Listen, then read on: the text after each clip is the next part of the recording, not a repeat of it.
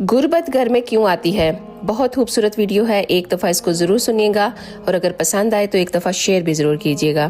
तो सुने, नबी करीम सल्लल्लाहु अलैहि वसल्लम ने इरशाद फरमाया कि गुर्बत के 14 असबाब हैं। पहला, कुरान की घर में तलावत ना करना।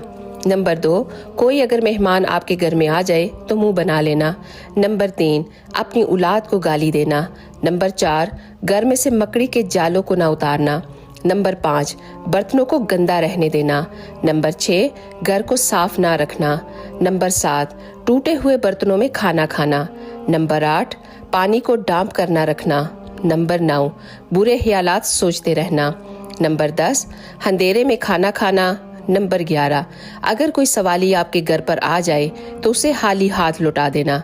नंबर 12, पाँव को फैलाकर खाना खाना।